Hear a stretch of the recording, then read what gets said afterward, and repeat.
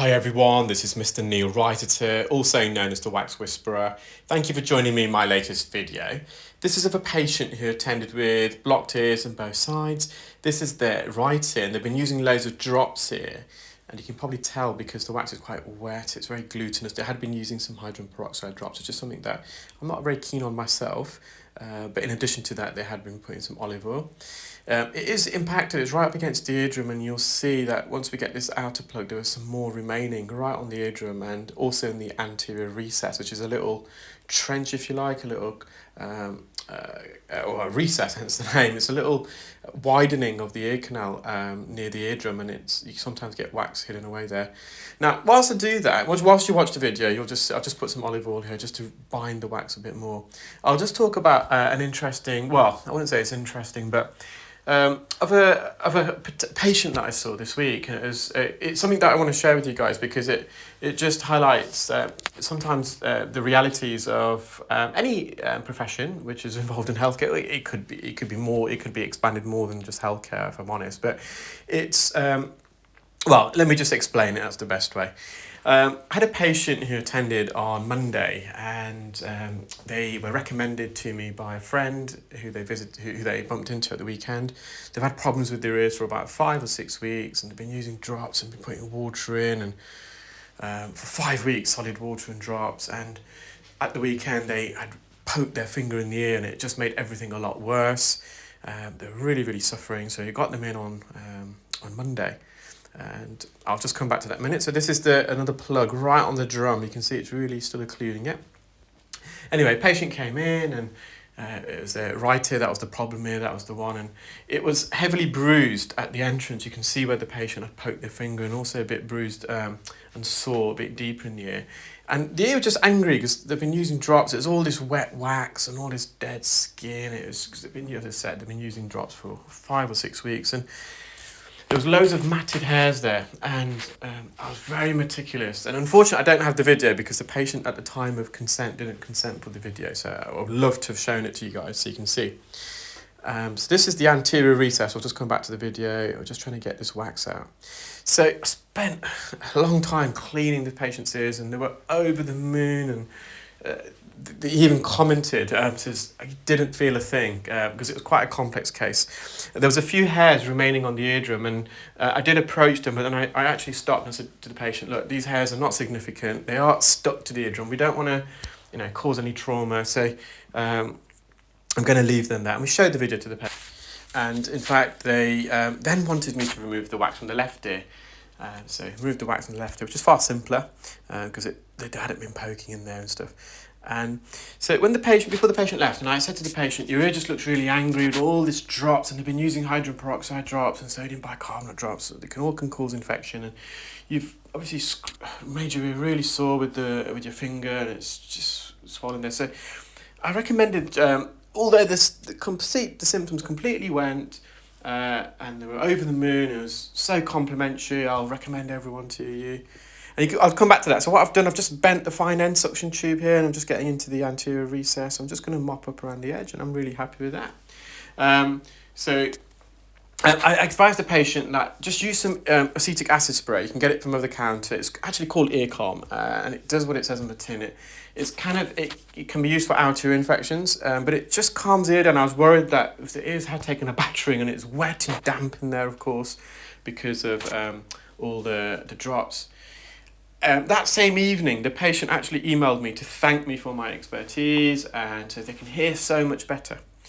Come today, we had a phone call from the patient this morning, and my Dharmista, who was covering the phones this morning, answered the phone, and patient wasn't happy. He says, I'm not happy, I can't hear a thing.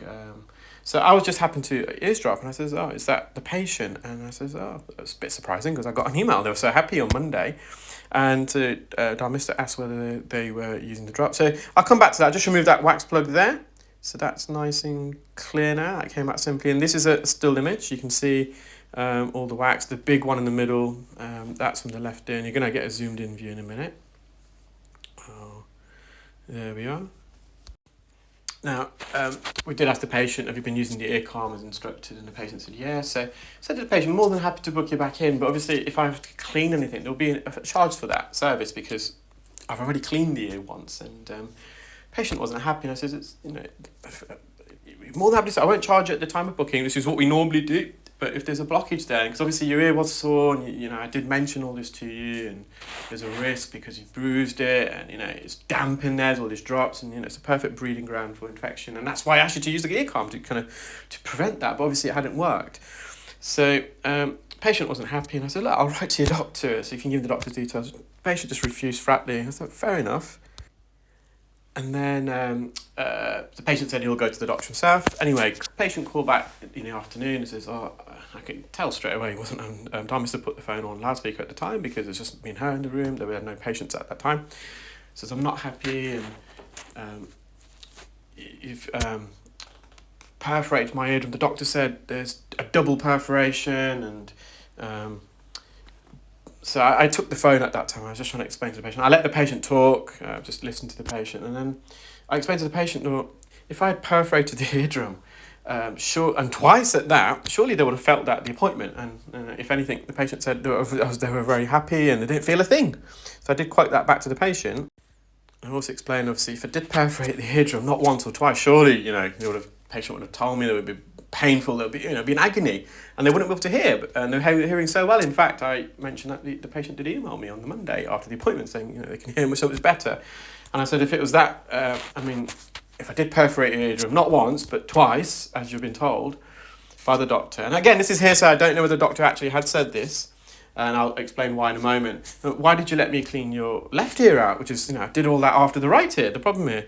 And I explained to the patient, I had concerns about your ear because, you were self-inflicted, and I had, you poked your finger in, you got all this water for 5 weeks, and that's why I asked you to use the ear calm. And obviously, unfortunately, this is all developed post-procedure. It's nothing that I've done. We've not done anything. We've just cleaned your ear out and you were happy. And the patient this is where I think the patient was making things up a bit as well. My ear's full of gunk, so I have to open up my ear in order to hear. And I then explained to the patient, well, if your ear's full of gunk and you're having to stretch your ear open, so obviously it's inflamed, how can the doctor see the perforation? And then I think the patient at that stage realised, it's not making sense. It's not. They just weren't willing to accept that, it's something that they had self-inflicted, and it was just going to put the portion of blame on me.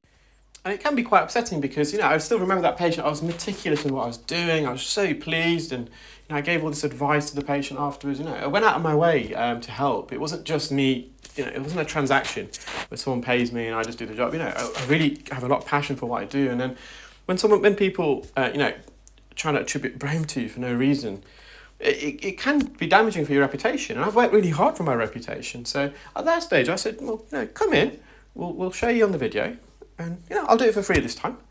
I clean your ear because I wanted to show the patients. I don't think they have got a perforation. I just think the ear's just infected because of all the trauma that the patient had themselves inflicted, and so hopefully get the patient back on Monday, and I'll be writing to the patient's GP because.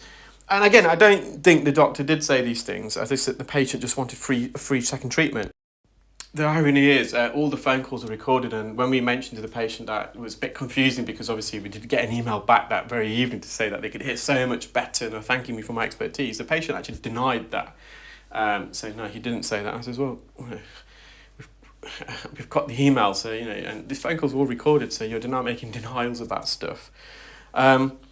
Anyway, I shall keep you updated on that. I said I didn't have the video, and I was, because we didn't have consent, and I would love to have shown that video as well, because you'll see the complexities, and you can see where I said, well, let's stop now, because there's a few hairs there, let's leave them on your eardrum, it's nothing to worry about. Anyway, I hope you enjoyed this video, guys. Take care, have a great weekend, I shall speak to you all soon. Bye.